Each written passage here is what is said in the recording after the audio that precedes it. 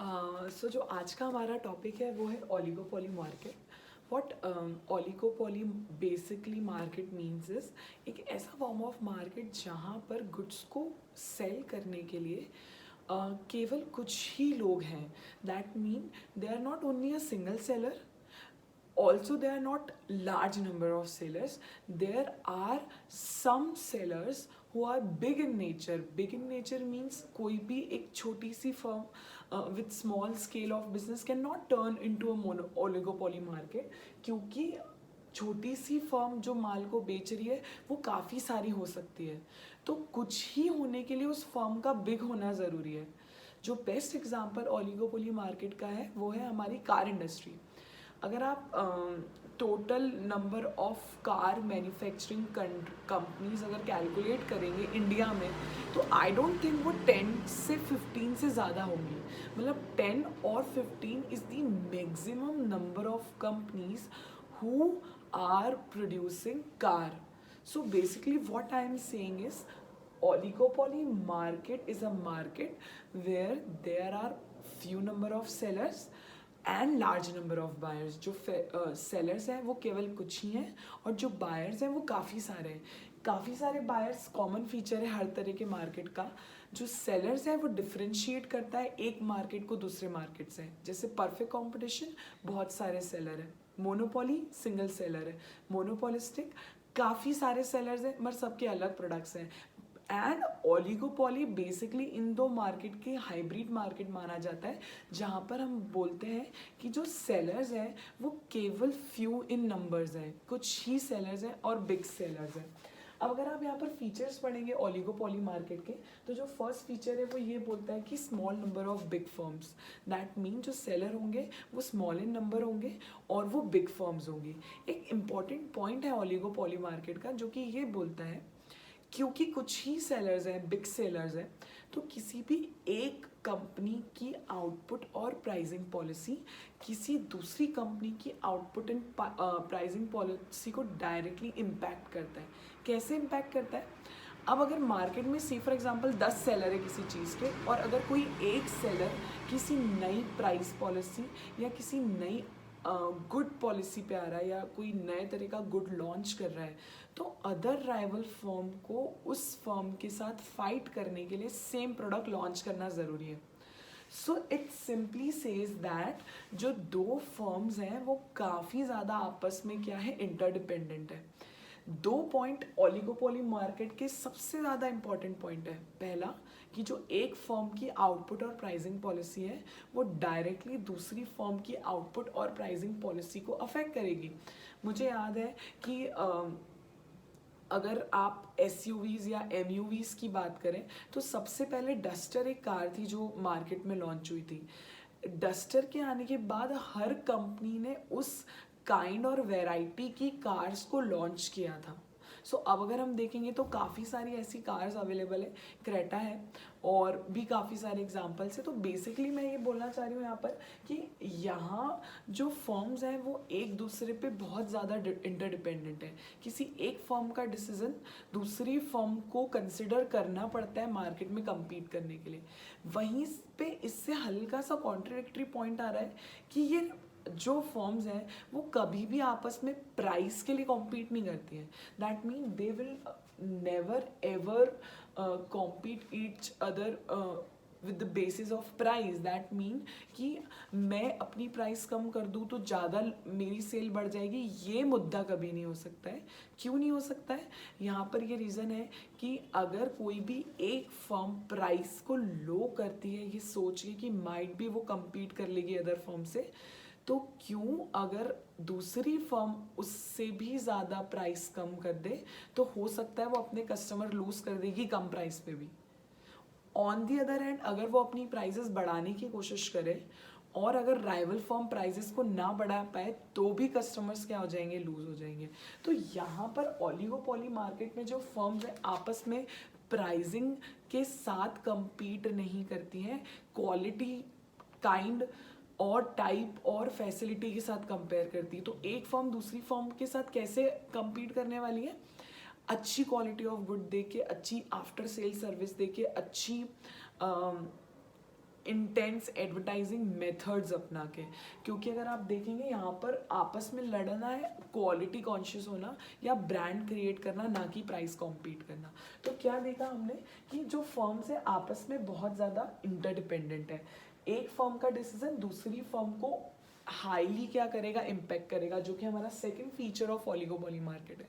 क्या बोल रहा है ये फीचर कि जो फर्म्स हैं वो आपस में क्या है, इंटरडिपेंडेंट है, एक फर्म का डिसीजन दूसरे फर्म के डिसीजन को क्या कर रहा है, डायरेक्टली इम्पैक्ट कर रहा है। नेक्स्ट अगर पॉइंट हम देखें तो वो है not possible to determine firms demand curve. अब क्योंकि जो फर्म है वो आपस में प्राइसिंग को लेके नहीं लड़ रही है, तो प्राइसिंग को लेके नहीं लड़ रही है तो किसी एक फर्म के गुड्स के प्राइस के कम या ज़्यादा होने से उसकी डिमांड का पता ही नहीं लगाया जा सकता है कि प्राइस कम होने से डिमांड बढ़ी भी या नहीं बढ़ी, या प्राइस बढ़ने से डिमांड कम हुई भी या नहीं हुई। So for that reason you cannot make demand curve of oligopoly market.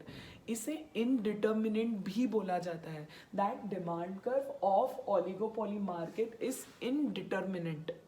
तो अगर आपसे कोई 2 मार्क्स में ये क्वेश्चन पूछ ले कि draw the curve of oligopoly market demand curve, तो आप क्या बोलेंगे, it is indeterminate, that means इसका पता लगाया नहीं जा सकता है। नेक्स्ट है formation of cartels. Formation of cartels क्या बोलता है कि क्योंकि केवल कुछ ही सेलर्स हैं तो कंपटीशन को अवॉइड करने के लिए ये जो सेलर्स हैं वो कार्टेल्स फॉर्म करते हैं। कार्टेल्स मतलब होता है ग्रुप फॉर्म करते हैं।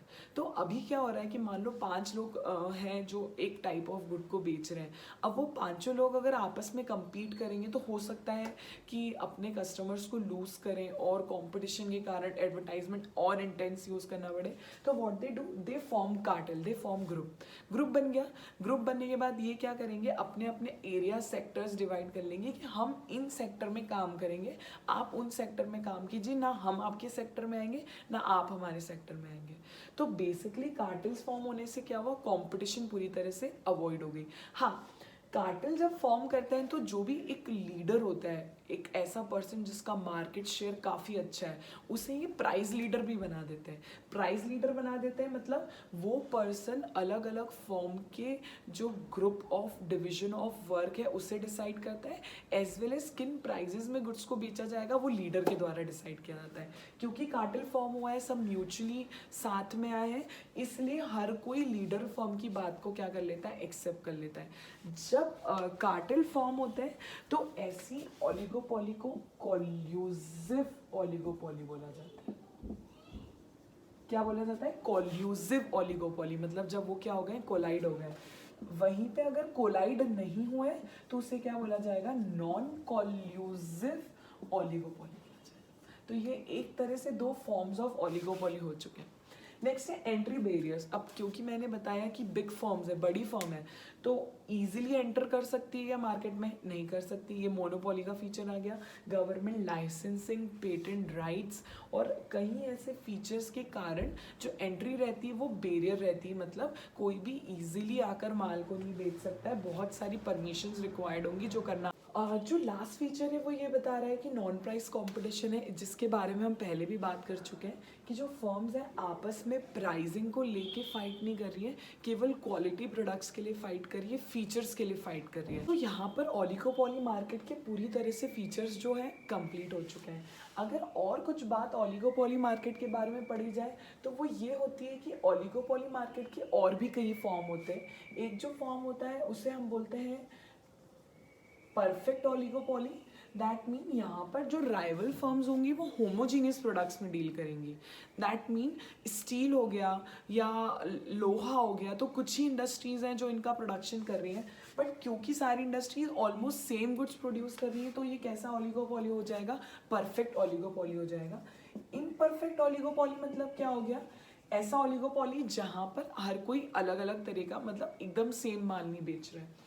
एक और तरह की ओलिगोपोली होती है जिसे हम डिओ ओलिगोपोली बोलते हैं या डिओपोली बोलते हैं। बेसिकली उसमें होता ये है कि एक ही तरह के गुड को बेचने के केवल 2 ही लोग होते हैं। दैट मीन मोनोपोली नहीं है क्योंकि सिंगल सेलर नहीं है, मोनोपोलिस्टिक या ओलिगोपोली भी नहीं है क्योंकि बहुत सारी फर्म्स भी नहीं है, केवल दो है, तो हम उसको क्या बोलेंगे, डिओपोली बोलेंगे। बेसिकली इसमें क्या होगा कि उस तरह के गुड को बेचने के कितने लोग होंगे, केवल दो लोग होंगे। तो इसके अगर एग्जांपल की बात की जाए तो जो एयरबस और बोइंग है वो केवल दो तरह की ऐसी एयर फ्लाइट्स हैं जहाँ पर कमर्शियल काम बड़े लेवल पे किया जाता है। तो ये यहाँ पर ये बता रहा है कि वो जो गुड है वो पूरे वर्ल्ड में या कंट्री में केवल कौन लोग प्रोवाइड कर रहे हैं, दो लोग प्रोवाइड कर रहे हैं, तो उसको हम क्या बोल रहे हैं, डिओपोली बोल रहे हैं। तो यहाँ पर ओलिगोपोली टॉपिक खत्म हो रहा है। अगर एग्जाम पॉइंट ऑफ व्यू से देखा जाए और अगर ये आपके स्कूल वालों ने इंक्लूड कर रखा है सिलेबस में, तो काफ़ी इंपॉर्टेंट टॉपिक है जिस पे क्वेश्चंस पूछे जाते हैं। जो मेन दो इंपॉर्टेंट पॉइंट है जिसके बारे में पूछा जाएगा वो हाई डिग्री ऑफ इंटरडिपेंडेंस होगा और नॉन प्राइस कॉम्पिटिशन होगा।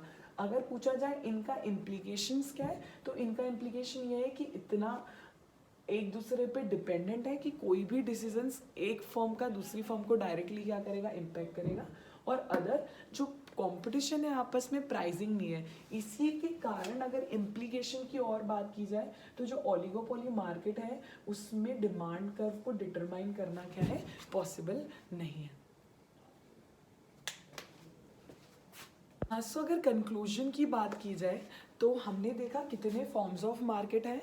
तो फॉर्म्स जैसे कि मैंने मेरे फर्स्ट वीडियो में बताया था कि मैं आखिरी में एक बार वाइफरगेट करके बताऊंगी। तो हमारी जो फॉर्म्स ऑफ मार्केट है वो दो पार्ट्स में डिवाइडेड है, एक है परफेक्ट कंपटीशन, एक है imperfect competition.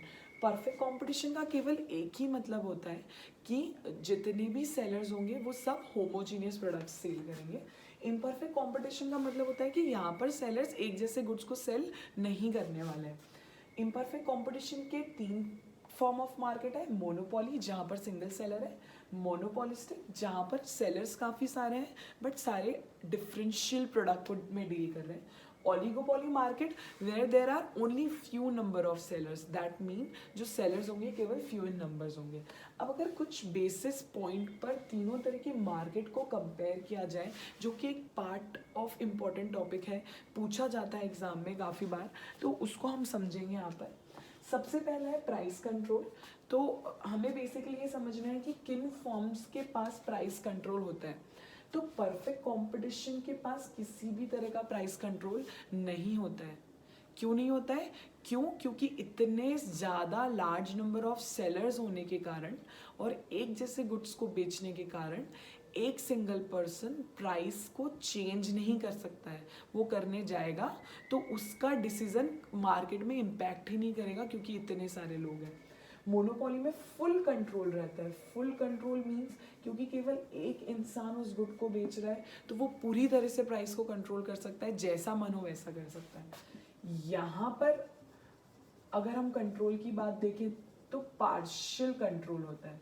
Partial control means monopolistic market में क्योंकि जो सेलर्स हैं वो काफ़ी सारे हैं और क्योंकि जो एक सेलर है उसका प्रोडक्ट दूसरे सेलर से डिफ्रेंशिएट हो रहा है, तो डिफ्रेंशिएशन के कारण यहाँ पर कंट्रोल तो है। और कैसा कंट्रोल है? पार्शियल कंट्रोल है। पार्शियली अपने हिसाब से थोड़ा बहुत प्राइस में क्या कर सकते हैं, चेंज कर सकते हैं।